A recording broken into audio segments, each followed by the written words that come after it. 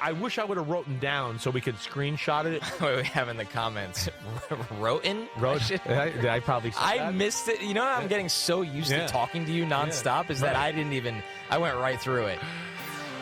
Yo, mofos, what's up? It's me. It's Connor Rodgers. It's Chris Simms Unbuttoned. I've written a lot of stuff down here, all right? So get ready for all that I've wrote. It's wrote, it's in the books. I've written it in stone. It's done.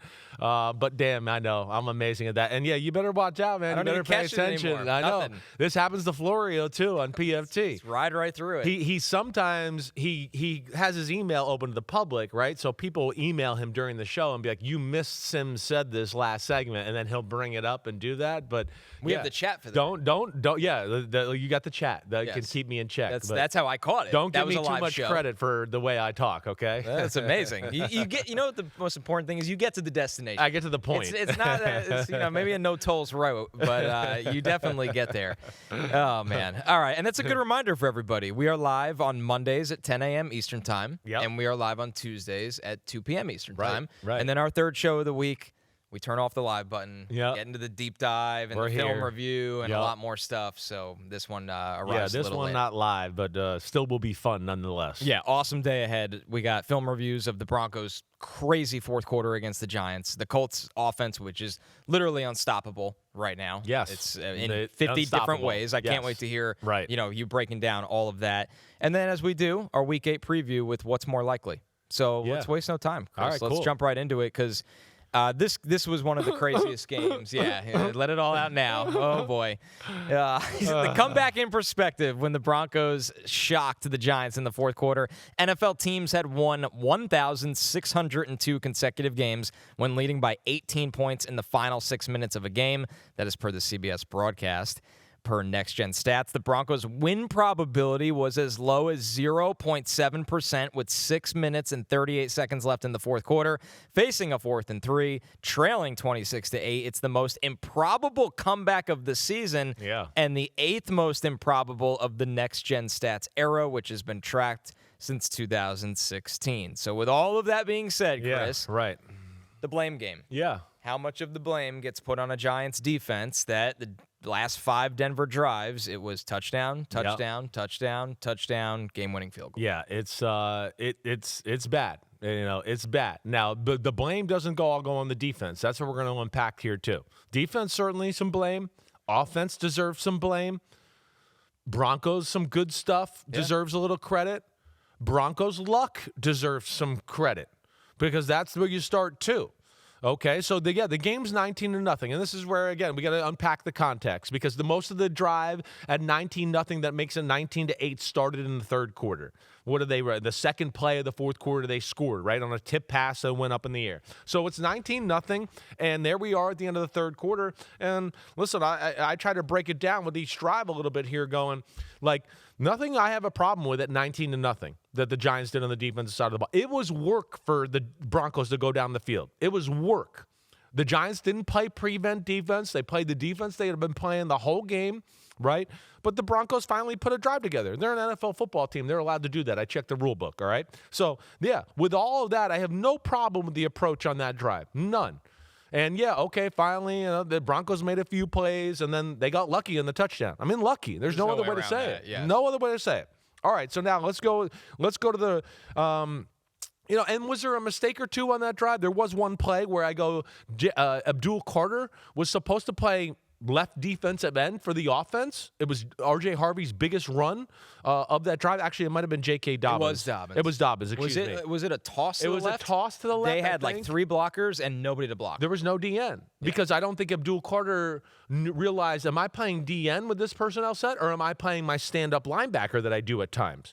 So he stood up at linebacker, but it was like, no, guys, there's 4 stand-up linebackers. We don't have a defensive end over there. So that was a mistake there that you certainly can put on the coaching and Abdul Carter to go. That was the jump-off play of that drive. You got it pulled up right here. You see it right here. They got a receiver in a tight split to the left. The fullback is offset to the left, and he's going to toss it to the left. And like you said, they got 4 guys, and there's only 2 Giants over there.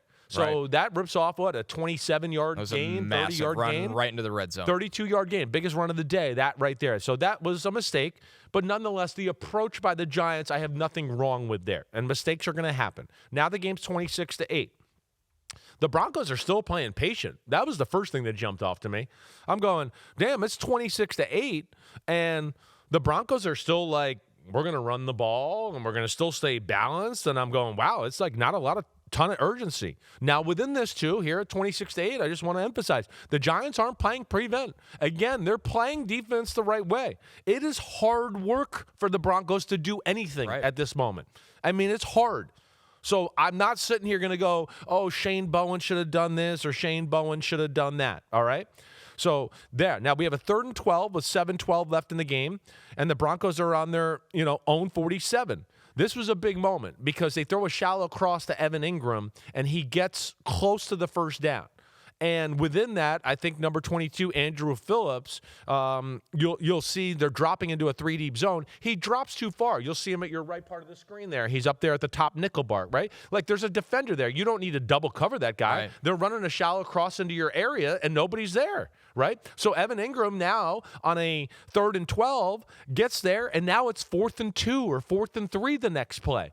And, okay, so there's a little mistake there. So now we have that, and then we blitz on 4th and 3 the very next play, and we get PI by number 22, Phillips, right? Again. And it's a single high safety look. I don't know if they rotate out. They don't rotate out. No, they don't. So they went for it. And, again, I'm not going to sit here and be mad at this call. It's 4th and 3. You're expecting a quick throw. Yeah. Sometimes you don't want to play zone because you know the zone can be manipulated and widened out, and then they can get a guy in there.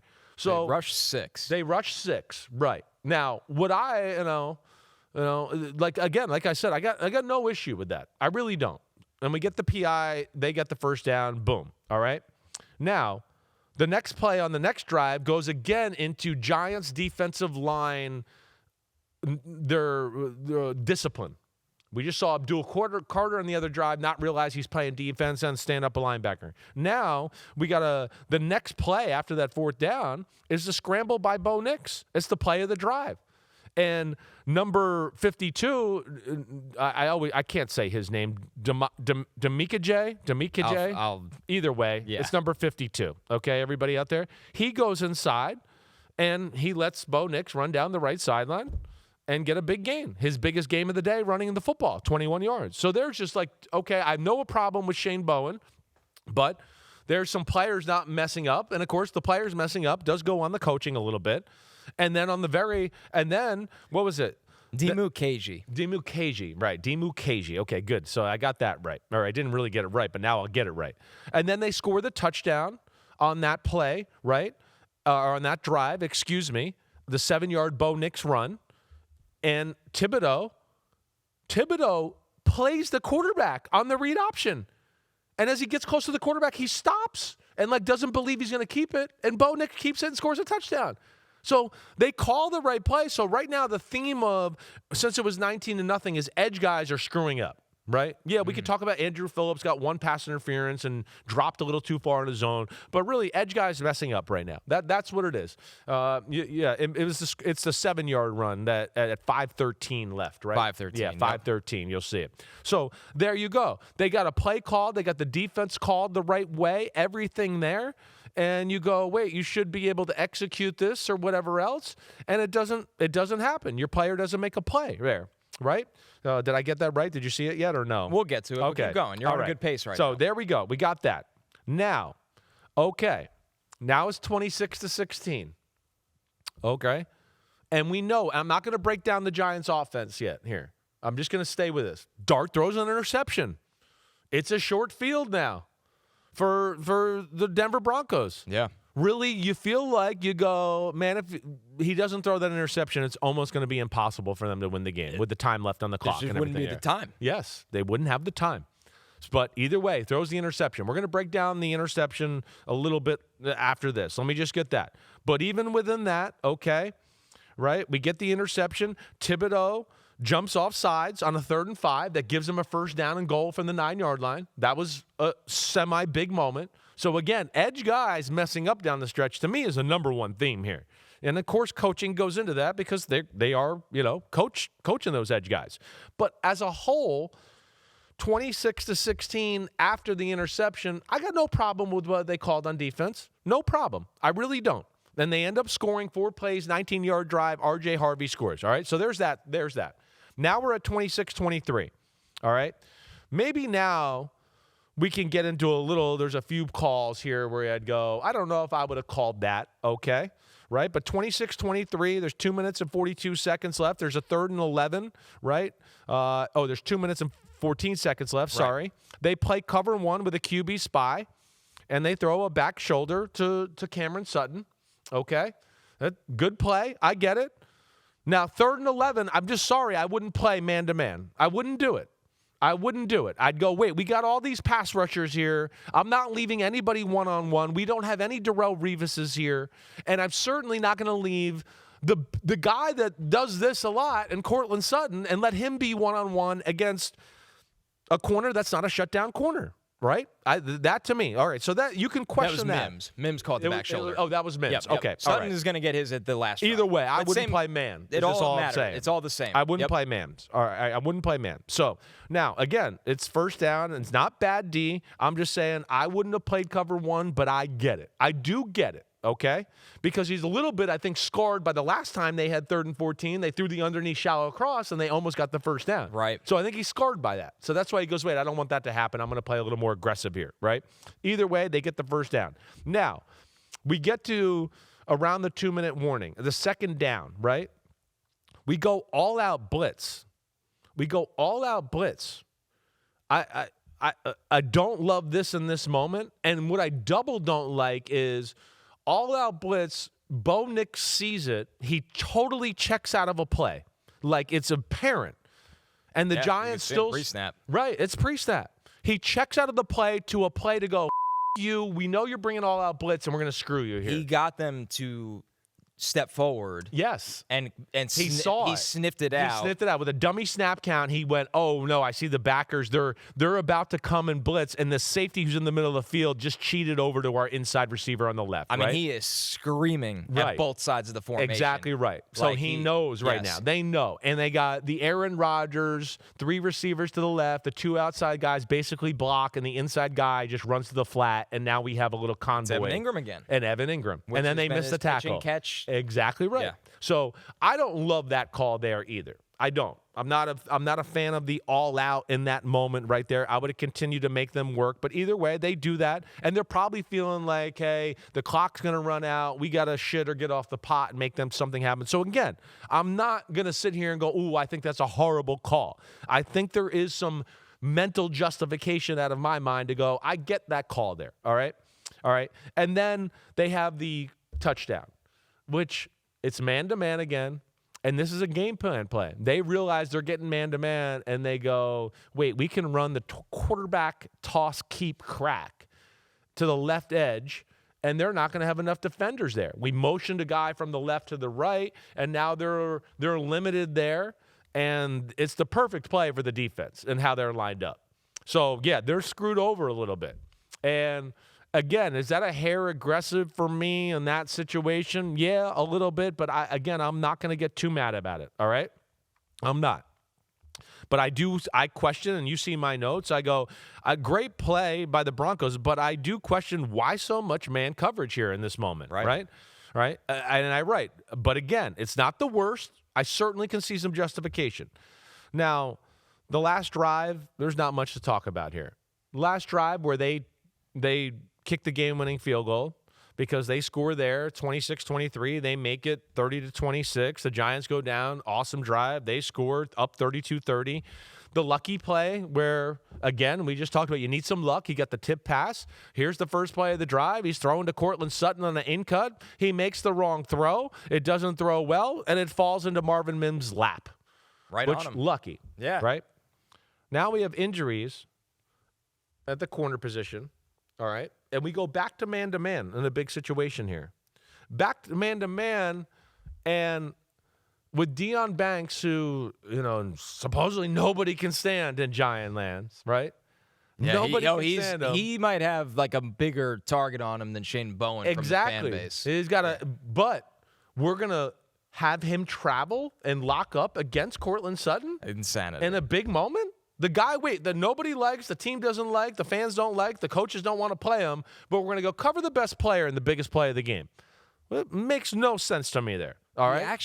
So they put Sutton in motion. Yes. And I don't want to interrupt you, but I want to step the back. context, yeah. So so they put Sutton in motion, and obviously that is an indicator to Nix that this is man coverage. It's man because coverage, Banks right. follows him across the formation. Right. So now, if you've watched Bo Nix this year, this is the guy. Yeah. Like when Sutton can't do anything, the offense cannot do anything. Exactly right. Which that's how teams with number one wide receivers often work. Right. It is magnified with the Denver Right. Broncos. And every big moment this year, late game Philadelphia, whatever, they throw it to Courtland Sutton. So Banks comes across him at the formation.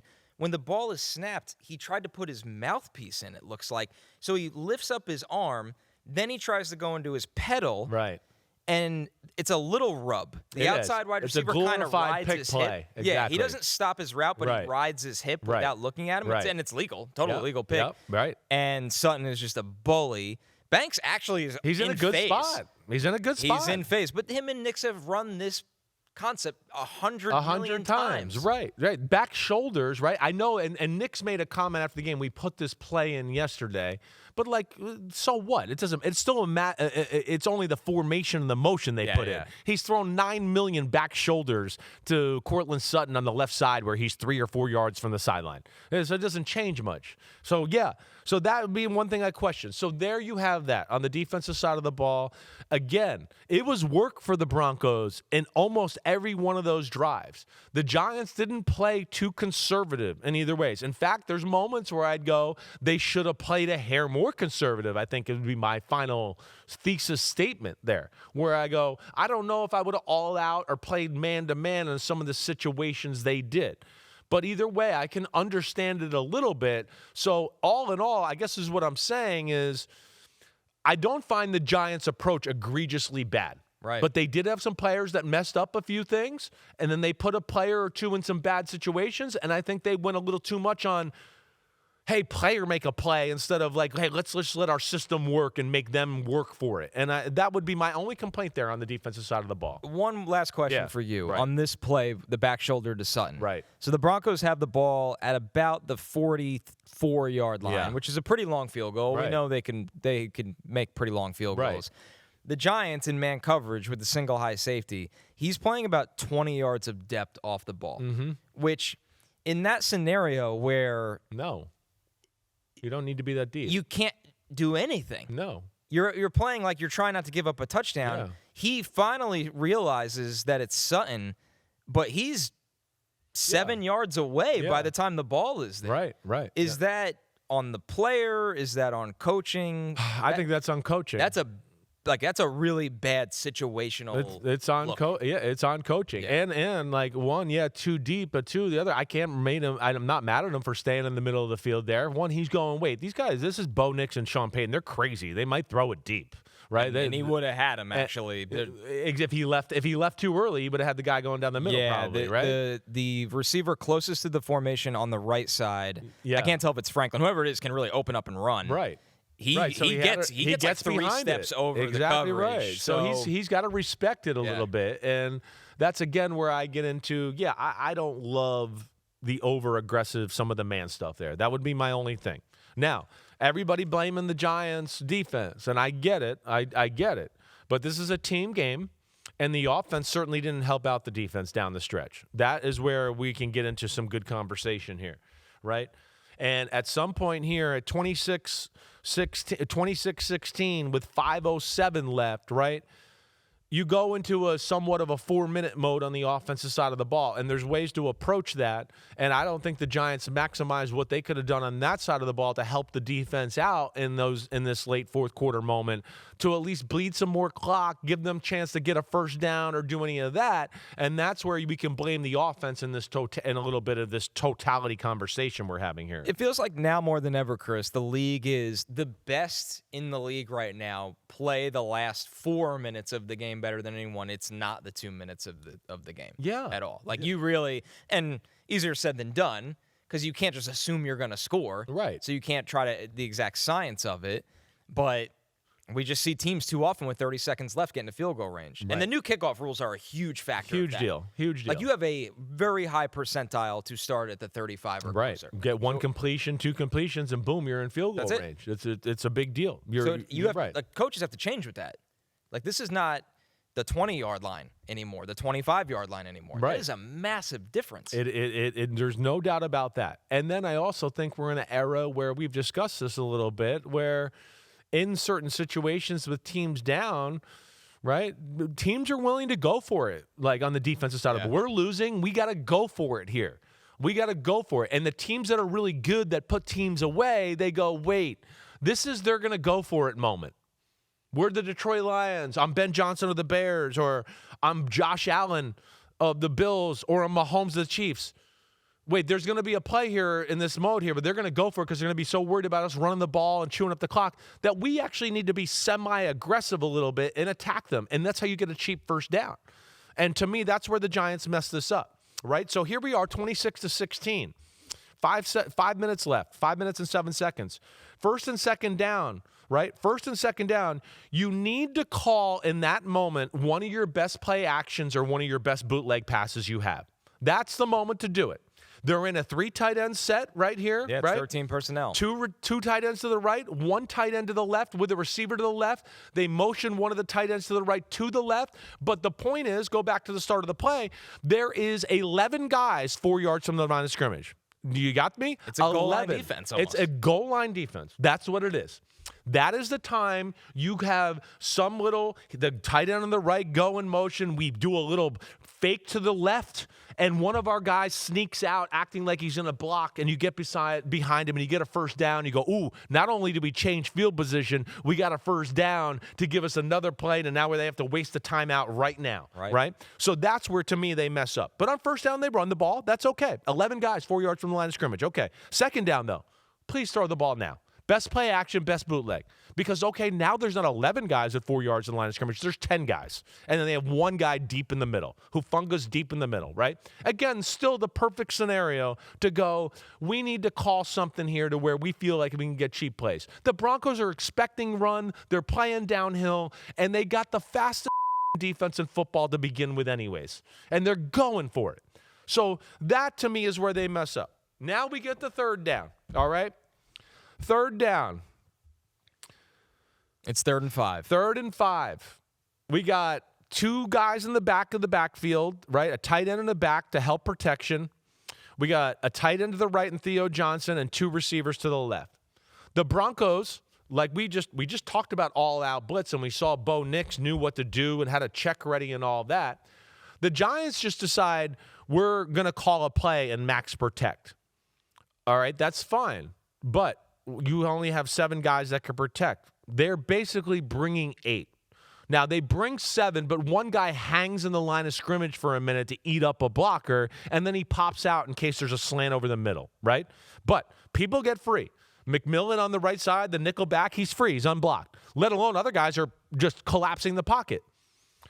My problem with this is, you see it's all out. You see we're just going to call the play and go? Like, that's it? That goes on coaching. I don't know if Jackson Dart has a check he's supposed to get to, but Connor, you're watching the play right now. There's no quick place to throw the ball. They run double post to the left, and then the right guy, Theo Johnson, runs an in-cut, like a 10-yard in-cut. Those are not the routes you want when you know you might be outnumbered by one guy blitzing. It's a slow in-cut, too. Like, I like Theo Johnson, but that's not – he can't be the read. The read. He can't. Right. It's too – showing 8-man blitz, that route will never work. That'll never work. Now, maybe you want the inside post to the left to Wan'Dale Robinson. Okay, I get that, but you have to be blocked up. You can't have a guy free, right? So you can't do that. And so that's where I don't get – maybe if you wanted to run the double post on the other side, then keep Theo Johnson in the block too and keep everybody in and just block everybody, and then maybe you take a shot. So I don't love that play. I don't love the sequence of it. And then Jackson Dart compounds it because he gets pressure. He sees Theo Johnson's open, but he's got people all around him, and he throws a ball with his body all weird and cockeyed and basically like 1 foot off the ground. Yeah.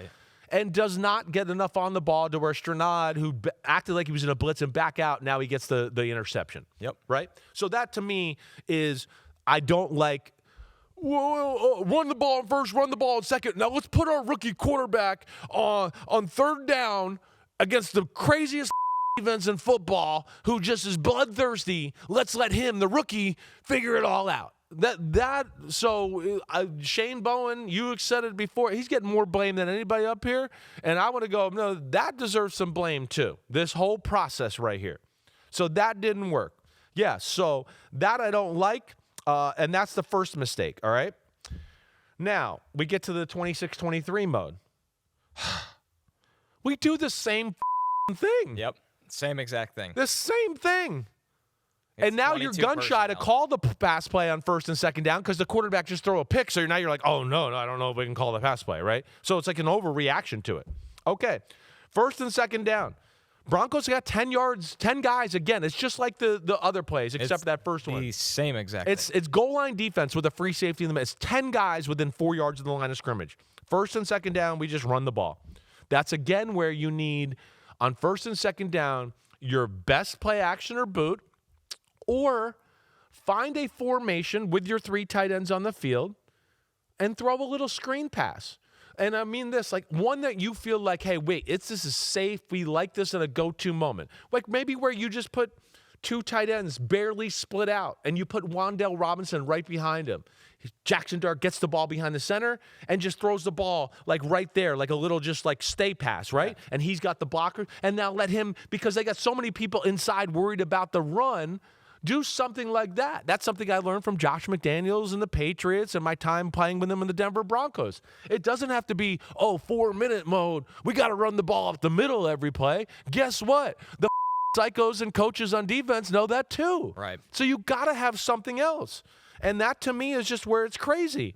And then what happens? So they run the ball on first and second, and then here we are on third down again against one of the best defenses in football that can get after the quarterback better than anybody in football. We're going to go, let's put our rookie quarterback in the most obvious situation possible. And now he's scarred because they come out looking like it's cover 0 again. They play cover 0, but this time they only rush 5, and they drop out 3 guys in the middle for the quick throw. All at the sticks. Because they're all like... Yeah. They're clearly going to throw it quick this time. They didn't do it the last time, right? Right. They're going to throw it quick this time. And they don't. And Jackson Dart doesn't realize he's protected. And he throws the ball kind of like, I'm being pressured and I just got to get it up. He's off his back foot. And he had a hole. Now, he's a young quarterback. Exactly. I'm not going to get on the show and kill Jackson Dart. Exactly right. I'm not blaming him at all. He can actually... He could set up, and he could have waited for Wan'Dale, who runs the slot fade to the left, to separate and get down the field a little bit, and he didn't need to go... He's throwing the ball like he's got somebody about to hit him in the face, and he's like fading away. Like the third down. Interception. Right. Exactly right. He actually throws it almost the same style. Like his front opens up a little bit. Front opens up. He's falling backwards. All of that. He didn't need to do that. But again, I'm not blaming him. I'm with you. You know, you put him in this situation. He's a rookie. You deserve the results you got. So everybody I know in the New York area is all over the defense and Shane Bowen and all that. And I know there's a few things we can get on, but it's a total game here. And teams that are really good at closing out other football teams, the offense is good at it too. It's not just always on the defense. And that, to me, would be what I would say with the Lions. The Lions have been great, not always because the defense makes a stop in those moments, because the offense makes a play and does this and goes, wait, we're going to score another touchdown in 4-minute mode. Right. We found a way to be conservatively aggressive in this mode because you're going all out to stop the run, that we still have some plays we like against that we feel like can move the ball, complete, keep the clock going, and we know how to execute it no matter what. So that is my problem and my big problems right there with the New York Giants. It is a total organizational mess up. And not as much blame deserves to go on the defense as everybody is blaming. The offense certainly deserves some blame in how it was handled in the 4-minute mode of the game. They actually ran the same run play they ran on first down when it was 19-8, right? I believe, where they motion or maybe 26-16, maybe? Yes. They motion, I believe it's Bellinger as the lead blocker. Right. They ran the same exact play on the 2nd and 10 when it's 26-23. Right. Where Denver... Seen it? They don't care about the flats at all anymore. They're just like, that would crash. be the time to go, wait, we just showed this run play. Let's show them our fake off of it. Right. Let's go fake like we're going to run to the left again and then have Bellinger or whatever tight end was at fullback there sneak out into the flat, a corner route. The other 2 tight ends who were over there on that side of the ball, blocked down, then somebody leaks out to the flat, whatever. There's a million ways to do it. It's the same exact ways. And the Broncos are playing man-to-man, and this is, to me, why the reason to do it. They're playing man-to-man, so you got guys that are going, wait, I'm playing the tight end man-to-man, but I'm also responsible for the C-gap in the run game here. If they just fake at the C-gap, I have to go up to stop that. And now, wait, the tight end could fake block me and go, and I'm going to be screwed. And to me, that's where the Giants blew their chance there to run out some clock and really make it almost impossible on the Denver Broncos. And they failed in that manner, and they put their quarterback in a really bad spot to where, yeah, he's blamed for an interception and all that. But I sit here and go, no, that's just – I understand him throwing an interception. You got to help him out. They didn't help him out, and it's one of the worst losses I can ever remember with the Giants. And I think it goes back to when you have a loss like this that by the numbers is historic in a way, it can't just be one person. Like everybody's like Shane Bowen this or Brian Dable this or Jackson Dart this. It's impossible. No, it's not. It's all parties involved As we had just a said, stake in the pie. You can say Jackson Dart, but I think if you're realistic, you go, no, he deserves no blame. The only reason they were winning because of him. Right. I mean, he's magical. He's magical. All right. Shane Bowen, we can get on him for a few calls. Brian Daboll, we can get on him for some of the offensive stuff. Yeah. Abdul Carter didn't know where to line up. Thibodeau wasn't disciplined and made a bunch of mistakes. More kicker problems. Which is the Joe Shane element of it all. Exactly right. So there you go. That explains it all. And then, I see Pete, you're right here in this whole thing, right? Aside from the collapse, he goes, Jackson Dart making magic outside his structure is great, but is it also a sign that the in-structure offense isn't working? Is that because Dart isn't reading things well, or is it just an indictment of Brian Debo? Well, they played a good defense, but no, yeah.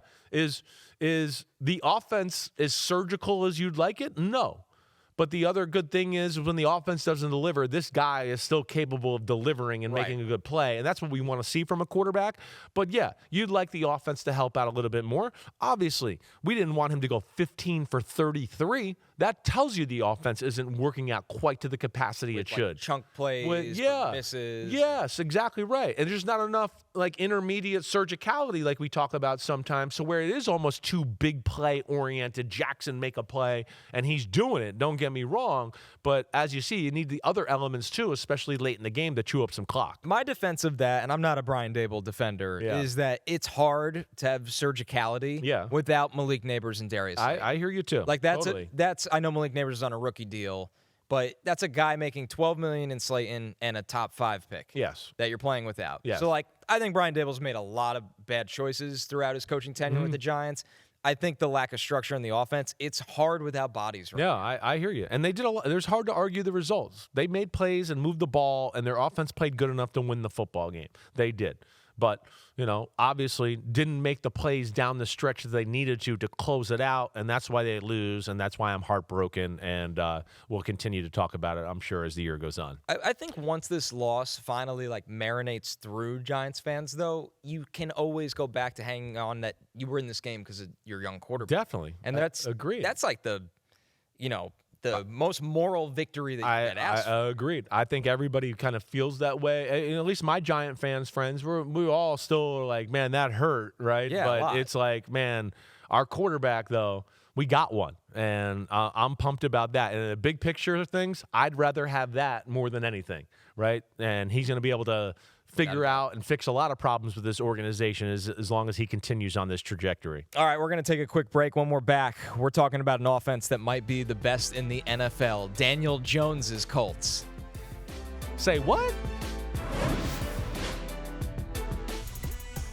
Big Ten Saturday night, number 25 Michigan versus Michigan State, 7 p.m. Eastern Time on NBC and Peacock. You'll see both Chris and I on the coverage. Yep, we'll be there. Yeah, pre-game. Only one game this week. It's kind of crazy. We had 4 doubleheaders or triple headers. We've had, I mean, people go like, "Hey, college football, how's that going?" That's probably an easy part of your week. I'm like, "What? Saturday's like the hardest day of the week." It's the you kidding me? longest day ever. We do 3 pre-game shows, 3 halftime shows, a bunch of other hits. Your weather delays this year have been insane. We've had a weather delay, right? So it is. It's actually, for somebody that's in the business, it's nice to only have to worry about 2 teams on a Saturday. And Michigan, we know they're not, a juggernaut, but still got some things where you go, wow, I like their football team. The quarterback, as we know, in Bryce Underwood, has a chance to be a superstar. He's young. Yep. It feels like they're starting to trust him and let him go a little bit, which they're going to have to if they want to beat some of these better teams they're going to play at the end of the year in the schedule. If they want to beat Ohio State, right. I don't think they can just run the ball every play this year. They're going to have to throw it.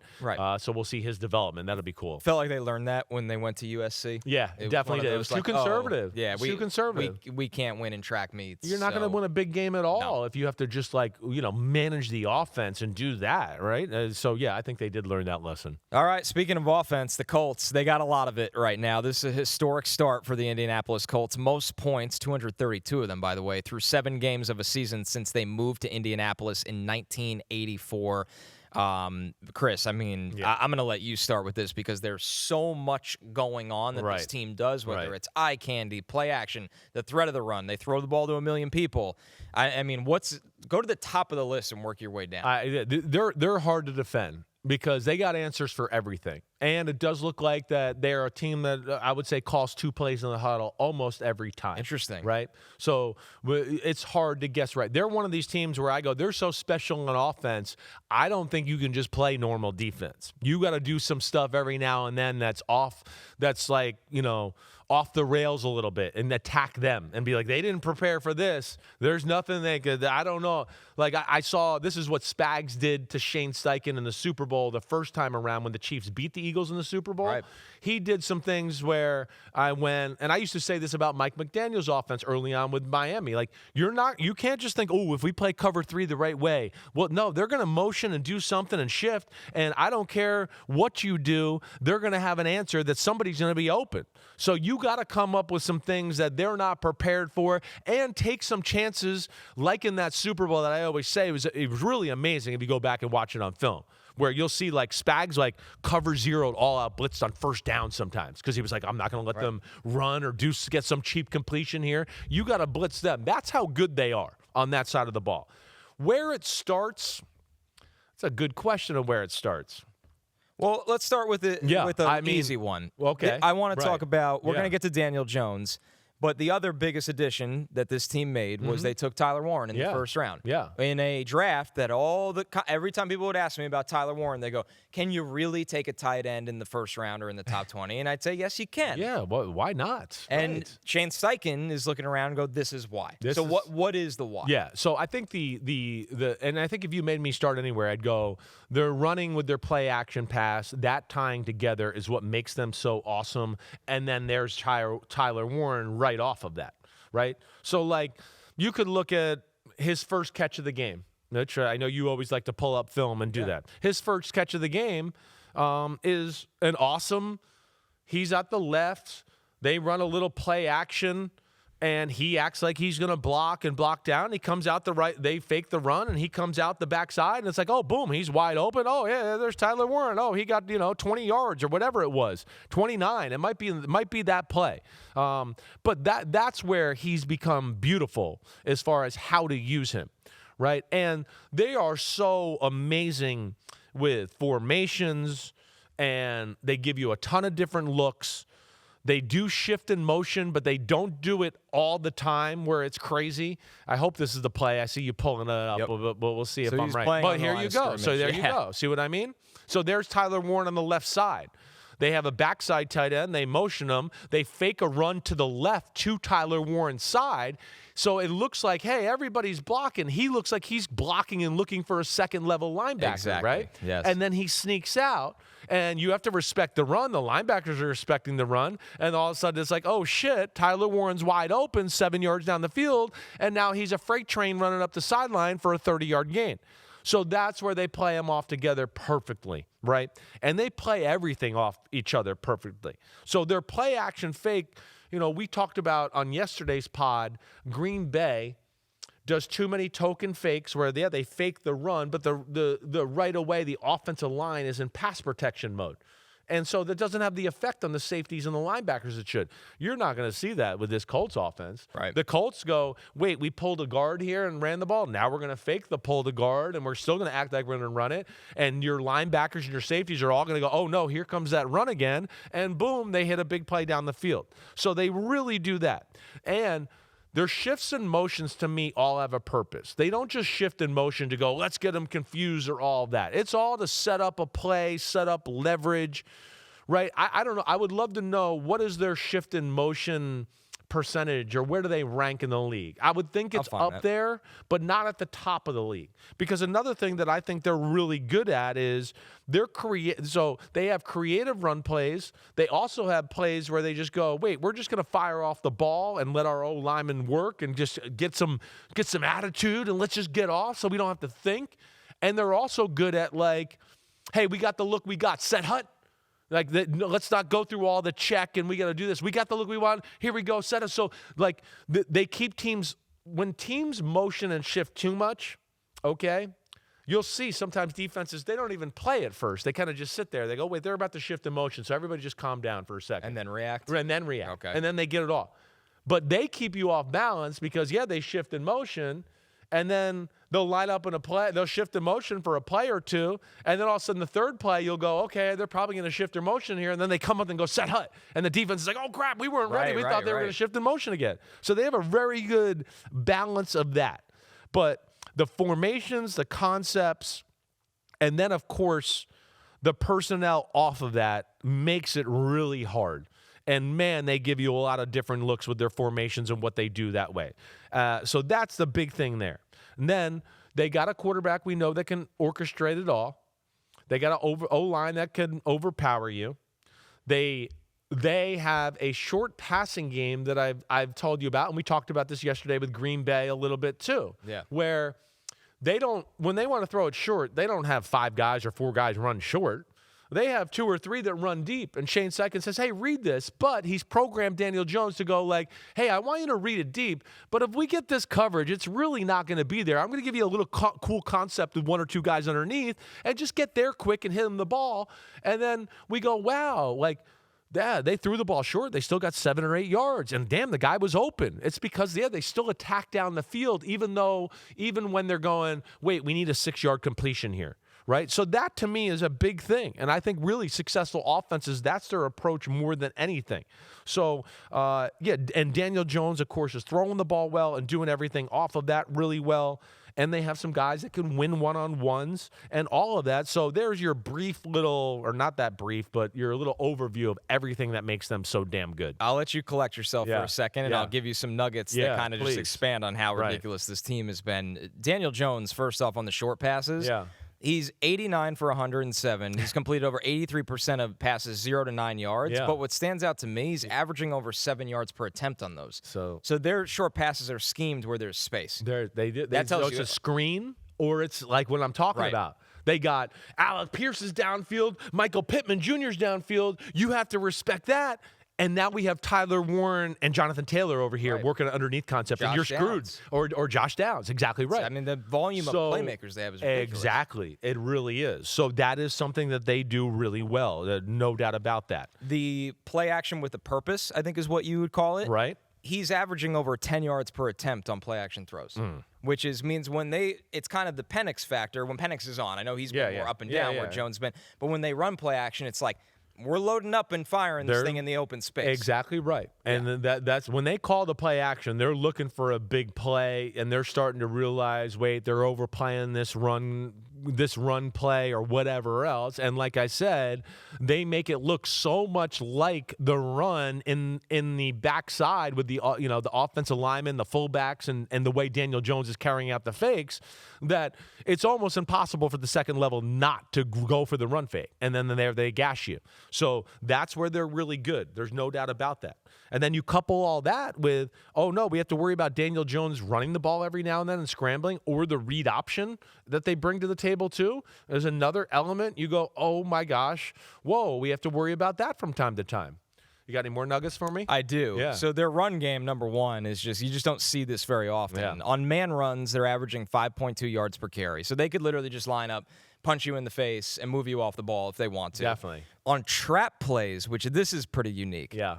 They've run 11 trap plays. They're averaging 11 yards per carry on those 11 trap plays. That's insane. And I would imagine there's a Quentin Nelson factor in there somewhere. Yep. Quentin Nelson factor. They realize D linemen are getting up the field too quick. So what they do When is they call it? When they call it, so they start to realize, hey, let this guy go up. Like, yeah, right guard, you just let him kind of fly by you. You go up, get the linebacker. The guy that we let go by the right guard, he's going to see the run play and kind of stop in his tracks and go, wait, I'm back here. I'm ready to break down now. But now we're going to trap you with Quentin Nelson from the backside and knock you out of the way, right? And now there's this huge hole because you got upfield so quick, he knocked you out of the way, and our right guard's already up on the linebacker, and you're screwed. So that's kind of the trap concept, or any pulling guard type of concept. Sometimes they just let the defense end fly up, and then the guard goes, and he knocks him out, and then all of a sudden Jonathan Taylor's right underneath it for a big game too. So that's where they're really good. I think another thing, they're a team that they can show a heavy look. 12 personnel, they played 12 personnel almost 28% of the time. They throw out of it 58% of the time. That's amazing. So, like, you're like, shit, 2 tight ends, got to stop the run, got to stop the run. Right. Oh, they're throwing. Oh, gosh, exactly. And that's what the really good teams do. That's exactly right. I think the Lions. The Lions, Shanahan with the 49ers those years. You see McVay and the Rams do it. They got into 13 personnel with 3 tight ends Lamar. Exactly right. Like the best version of the Ravens offense was that. Exactly right. So you have all of that. And then you couple this little last aspect with it together. That Shane Steichen is going to also have, I'm going to say, 6 to 10 what I call plays every game. Where he's going to go, wait, our offense is awesome. These are all our offensive plays, and I'm packaging and calling the plays together and stringing them along the right way and giving you a look and then giving you that look again and then giving you that look again and then, here's the okey doke. So he's got all of that. But then he has a few that he keeps in his back pocket to go, I saw them do this a lot on film. I like this play right here. Let's screw them over. It's time. They're playing us the way I thought they would. It's time for Alec Pierce on the deep corner route, or they get in the red zone and they have a creative 2-point play or inside the 3 or 4 yard line type of play that scores the touchdown. And that to me is what puts them over the top. And that's where it's very Ben Johnson-like to me, where it's like, man, the meat and potatoes offense is amazing. It has a lot. And then he finds like I said, 6 to 10 plays that are just singular to the game that week where he goes, wait, I like this in this situation. If they play me like this, I'm going to dial it up and we're going to get a big play. And they seem to hit 4 or 5 of those every week. So out of 446 offensive plays, they've run motion on, it's almost half of them, 254. Okay. So it's not, to your point, it's not motion. It's not all the time. It's like motion with a purpose. Right. Goes back to play action with a purpose. So. Exactly Everything we do has intentions behind it rather than just doing it for the sake of exactly showing it. Right. Like I got a part of an offense in Tampa Bay at one point where we were famous for shifting, right? And it was great at first. We would shift, and teams would play us man-to-man, and it would mess things up, and we'd have all these pick plays, and that was all cool. Right. Then all of a sudden, teams were like, screw that. Like, we're never going to play them man-to-man, right? Why would you? Why did you play man-to-man? So then we got into a mode where, with Gruden, we shifted every play. Every time it was a pass play, shift. And the defense would just sit there. Like, we'd line up in a formation, and they'd just be like, we're not even going to make a call. We know you're not going to line up in that and say set hut. You're going to have some crazy shift. So we're going to sit there. And Gruden used to sit there and go, we can't get anybody to play man-to-man against us anymore. And I was like, yeah, because we shift every play. Like, let's not shift some plays and invite some of this to us, right? And that, to me, is like what you talk about with a purpose. So, yeah, they have plays. Again, it goes back to we keep the defense on edge. They lined up. Oh, set hut. Oh, gosh, we got to be ready right now. And then all of a sudden, set hut. Oh, wait, they faked it. Now they motioned somebody. Oh, man, they saw what we were going to do. Now he checked to it, right? So they keep you off edge or on edge on the defensive side of the ball as a play caller, as a player on the field, all of that. And, yeah, it's usually with the purpose to get into the right play. Or, wait, we're going to motion Tyler Warren here in this formation because when they do this, they adjust like this. And now we have a certain leverage we like against this defense on a certain pass pattern that I want to run over here. And that's to what I'm talking about when you talk about motioning or movement with a purpose. After hearing this, it is no surprise Shane Steichen is the front runner on the Coach of the Year odds board from DraftKings. The Colts are 6-1. He is plus 150 to be the Coach of the Year. I think a lot of things make sense on this board, Chris. Mike Vrabel, what he's done with the Patriots. I would say somebody that deserves a lot more credit than plus 2,500 is Brian Schottenheimer. I would agree with you there. He's one that I look at to go, wow. I mean, Shane Steichen would be my leader too. But he deserves like almost a runaway at this point. He deserves it. Yeah. And I mean, come on, everybody. Daniel Jones was supposed to be horrible. How could he be their quarterback? Right. Oh, well, he's only looking like the best quarterback in football, statistically and all that. It's the best offense in football, as you heard me say on Monday. You know, the Cowboys might be more explosive, right, maybe, but the offensive system, nothing's better than this right here. So, yeah, Shane Steichen's in the leader house for me. I understand Vrabel being up there. Another guy on that list that I'd go, like Shanahan at 5-2 with the injuries they've had in that team right now, it's kind of insanity. And they're out coaching people on a weekly basis right now. You know, that's even what I looked at on Sunday night. I mean, him and Saleh just out coached Atlanta.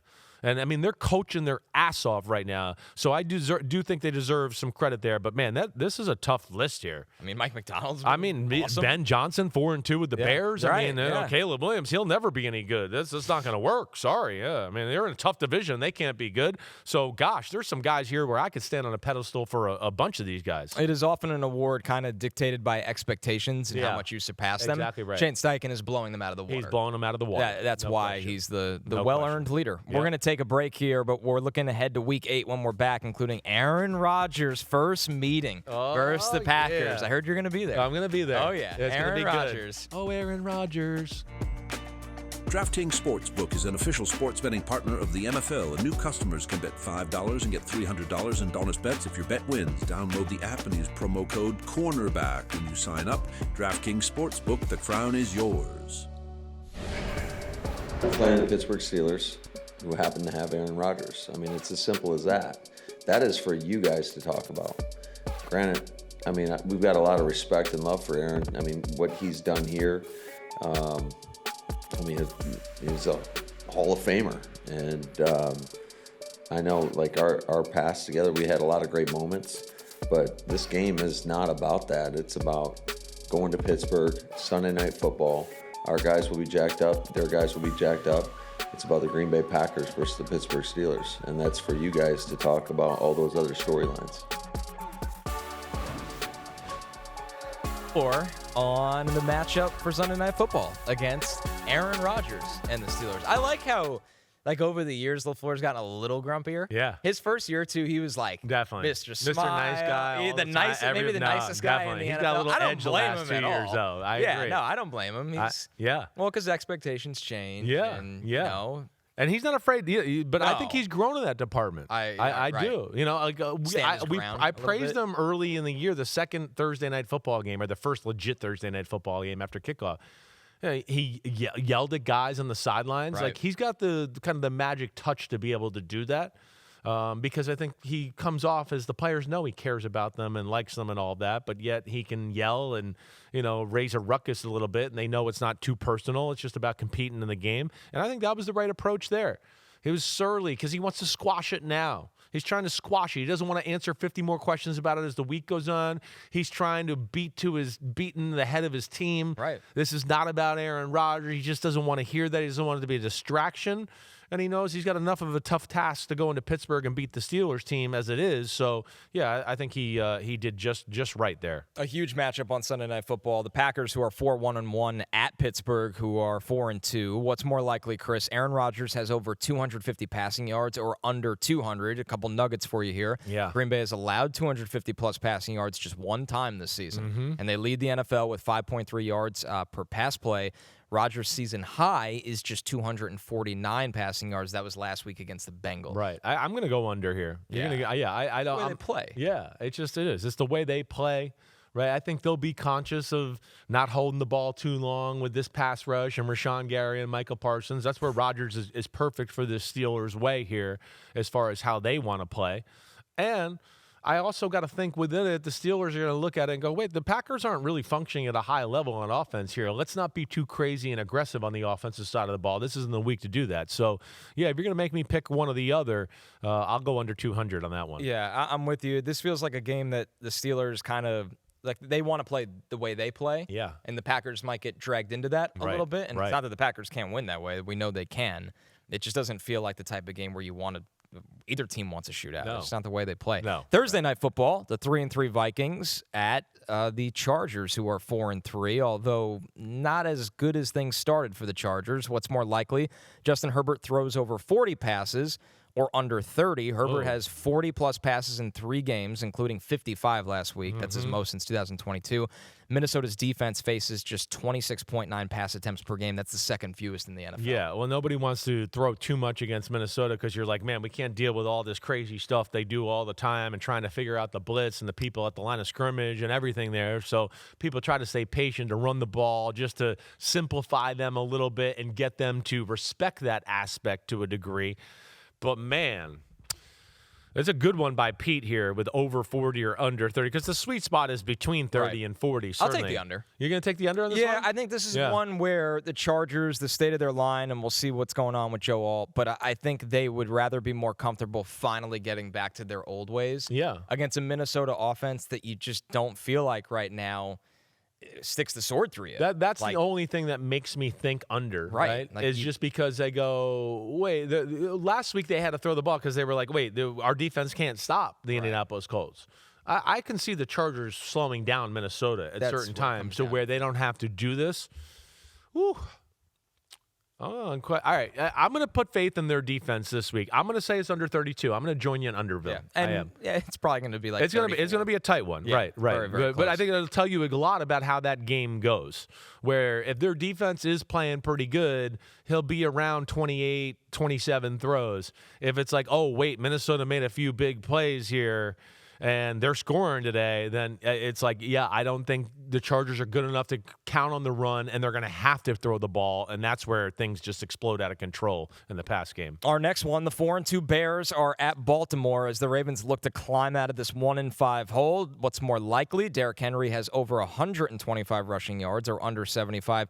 Chris, he hasn't cleared this number since week 1. Yeah. But the Bears' run defense has been vulnerable at times. No, it's definitely vulnerable. I'm going to go over here with this one. I'll take it. You know, whether it's Lamar back or not, I got to still think this will be the number one thing as far as their offense. Again, Lamar coming off a hamstring injury. I don't think they're going to want him to be dropping back to pass 45 times and scrambling around and testing that a little bit. I also don't think they'll run him a whole lot because of the hamstring injury, and I think they'll be Derrick Henry-centric. And with their state of their defense a little bit, too, you just go, yeah, they can slow the game down a little bit. The Bears, I know they're not the greatest show on turf, but when the Ravens coaching staff watches the film of the Bears offense, they're going to go, whoa, we're not that good on defense, and they do a lot, and they got some playmakers. So I would think the best way to control that a little bit is run the ball, too. I'm going to go over with the 125 here. Yeah, I'm going to join you on this one. The Ravens are heavily favored as it stands right now in this game, probably with the assumption Lamar Jackson will be back. The Bears have been able to run the ball, though, too. I know. I don't know if it'll turn into a game where the Ravens are playing with that lead that they just handed to Derrick Henry every time, but they almost have to. Like you said, it just feels like this is the opportunity to do it against this Bears team, and you got to get Derrick Henry going again and get comfort in your run game. Our next one, the 4-2 Bills that are really looking to get back on track full-time here against the Panthers, who are now 4-3. These teams have the same amount of wins. I don't know who had that on their bingo card 7 weeks into the season. Not me, for sure. What's more likely? The Bills rush for more yards than the Panthers or vice versa. And the reason why we ask this is, on rushing yards a game, the Bills are first, but the Panthers are third. Yeah. And I'm going with the Panthers. I'm going, definitely. One, starting quarterbacks out, they're going to lean on a little bit. And not that they're going to be fine with Andy Dalton. Right, but we don't have any Bryce Young, right? He's got the high ankle sprain. He will not play in this game. It's going to be Andy Dalton. So that, but like, look at the rest of these stats. I said this last week. Carolina, you can't run on Carolina. No. That was why I picked them to beat the Jets last week. I was like, it's going to have to be Justin Fields throwing the ball, and we know he can't do that. So, but on the other side, everybody can run on Buffalo. Everybody. And I think with Carolina, they're becoming more confident with their secondary too. So I'm going to go that the Panthers rush the ball for more yards. The scary thing always with this one with Buffalo is you can hold their run game in check, and then Josh Allen breaks a few big runs, and you look up and you go, man, they didn't run the ball that good today. And then you go, wait, what? They had 150 yards rushing? Right. Oh, wait, I forgot Josh Allen had 60 yards scrambling or whatever, right? That's where it's a little deceiving, but I'll go Panthers here. I'll take the Bills because, in theory, you hope that against Andy Dalton, and it's not that big of a difference, but that the Bills can play with a big enough lead that they have more rush attempts. Yeah. That's not the way the Panthers want to play. Yeah. And Rico Dowdle should get his in this game. I would think so. He really should, and obviously Chuba's back as well. Right. But I'll be different on this one and go with the Bills. The 49ers, who are now 5-2 despite all their injuries, they're at Houston, who's 2-4. What's more likely, Christian McCaffrey rushes for over 100 yards or under 75? He was held under 70 rushing yards in every game until he just had 129 versus Atlanta. The most the running back has had versus Houston this season is Bucky Irving. That was back in week 2, which is 71, Chris. But with George Kittle back, this looks like a different run game. It definitely does. I'm going to go the under, though. I just think that much of Houston, right? They won't let you. They won't let you. And they can play some man-to-man because they got corners that they can trust in that element, too, to just put more guys in the box. But, I mean, you got to do everything in your power to get the Houston Texans to play 2 safeties on defense. I mean, they basically just call your bluff every play.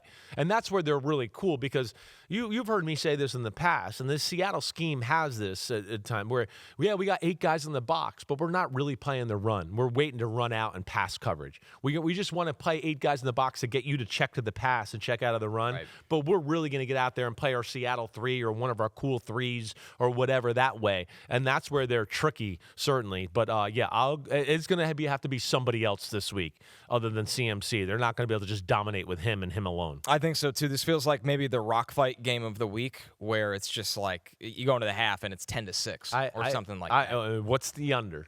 That's the first thing. Now, I picked the under for Texans Seattle, and that got weird, though. It had some chances. Yeah. You had a garbage time touchdown at the end that broke it, garbage, by the way. I know. That was the difference. And them and even their defense scoring, too. Right? So those are 2 ways where, I didn't expect it to be a lopsided under, maybe there it was, but that's where it was headed last night.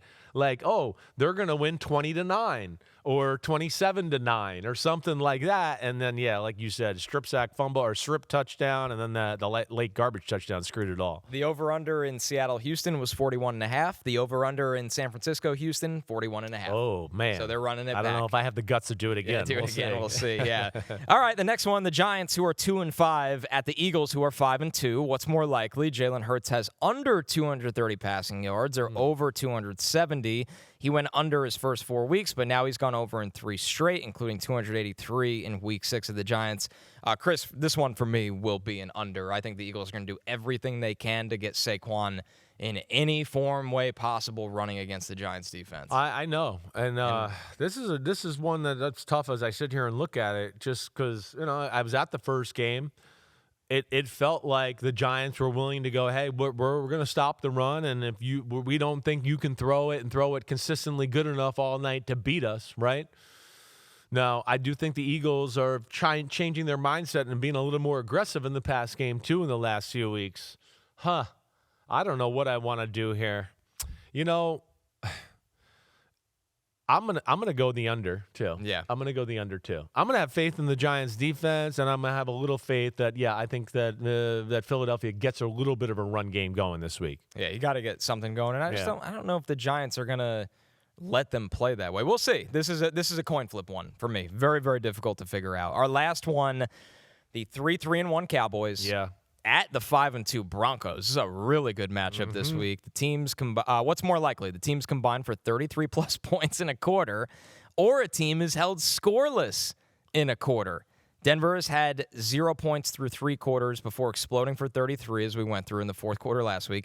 Dallas has scored in 15 straight quarters, and their 31.7 points per game is second in the NFL, only to the Colts. I'm going to go with the teams combined for 33-plus in the I think quarter. You have to. As much as Denver's offense is not great, I don't see a shutout quarter. And it's like as much as we worry about Denver's offense and not being really high level, it's Dallas's D is so low level that you go, they'll look high level this week. They will. So, yeah, with all of that, yes, I look at it and go, I think we can see some explosive quarters. This is going to be an interesting match. I mean, Denver's defense versus that offense is going to be fun to watch. Must-watch TV to see how they match up and what they do against, we know, Dak Prescott and those two receivers throwing the ball down the field. Here's a little tricky one about this, too. For scoreless in a quarter, the Cowboys can kick a field goal from anywhere. I mean, so how do they go scoreless in a quarter? Yeah, that's why they've done 15 straight. You're right. So that's why 33 points in a quarter is very unlikely. Scoreless in a quarter, I don't know how you do it against him. them. And Boswell are weapons of weapons. For kick from the moon. They really can. Yeah, it's it's crazy. Incredible. We got a bonus one. Yeah. National Tight Ends Day. Oh, yeah, okay. What's more likely, tight ends combined for over 11 touchdowns or under 9 on Sunday? And as we look on tight end touchdowns on National Tight End Day, this is a great number. There were 16 last year, Chris. 16. I'm gonna go with the over here. I'm gonna go with the over. There's so many good tight ends in football right now. It's insane. I mean, it's insane. You look at it. I mean, there's a lot of teams where it's like they don't have one good tight end. They got two tight ends that are really good. You go like, man, the backup tight end starts on some teams, or would have started on other teams if all the tight ends weren't so damn good right now. But, I mean, it's incredible. So, yeah, I'll go with the over there in that one. I'll take the under because that's kind of before that massive year last year. Yeah. That was kind of the way it went. I'm looking at how many touchdowns tight ends caught. Wow. In week 7, maybe this is a really bad pick for me. There is a lot. 17 tight end touchdowns. I mean, just like the Colts had a really good tight end. The Bengals have a really good tight end. Denver and Evan Ingram got a good tight end. The Steelers with Freiermuth. Buffalo's got 2 of them, okay? Right. The Chargers, all right, maybe they don't. Jacksonville, okay, maybe not yet. The Chargers might in Gadsden. They might have one in Gadsden, right. That's what's scary. He might. Right, like, exactly I know right. I don't want to, jump the gun, but it's like, Kansas City's got Kelsey. I mean, you got the Vegas has got 2 tight ends when healthy. Joku's good. We know Baltimore's got tight ends. I mean, it's really incredible when you look through the league right now. We talked about Green Bay. We know the 49ers. Philly's got a good one. LA's got a good one. Tampa Bay's got a good one. And Cade Otton. The Lions have a good one. The Bears have 2 of them. I mean, it's nuts. Holy crap. I mean, there's a lot of good tight ends in the game right now. Here's the only thing that could save me with my very brave underpick. Right. Trey McBride, Brock Bowers, Sam Laporta, Tyler Higbee. That hurts. They're on the bye. All right. That's very convenient for you. Yes. Good job. You didn't mean to do that, no. but we'll give it to you. I just got a bailout. I got a life raft from Way Pete. to go. Sometimes you got to have a bailout. A rare life raft from producer Pete. Sometimes you got to be like the Broncos and have a tip pass, touchdown, and throw to the wrong guy, and somebody else catches it. Sometimes that happens. I tell you who will catch a touchdown this week. George Kittle. He's Mr. National Tight Ends You're Day. right. He's Mr. National Tight Ends Day. No catches last And it's week. like, you're right. And it's like DeMeco Ryans and those crazy second-level players they got, they're going to be over-aggressive at some point, and Shanahan's going to call one. They just sneak them behind for a TD. It's guaranteed. All right. I hope everybody enjoyed the pod. All right, it's Wednesday pod in the book. Connor, you the man as always. Thanks. The whole week's in the book. Thursday, tomorrow, I got the PFT, Chris Simms Unbuttoned, Joint Picks podcast, the collaboration. Tune into that. Check us out. We've both been doing pretty good on our picks, Mike Florio and I. So please check us out. You know where to find us. Continue to subscribe, rate, review. Get at me and Connor or me on social media with questions and things you want us to dissect. We always welcome that. We try to do our best to kind of get a feel for what everybody wants and is saying out there. Watch the live shows. But, yeah, watch the live shows. You can chime in right there on time, and we'll try to react on that as well. All right, everybody, be good. Enjoy Thursday Night Football. Enjoy the weekend of football. Connor and I will see you next Monday morning. Peace out.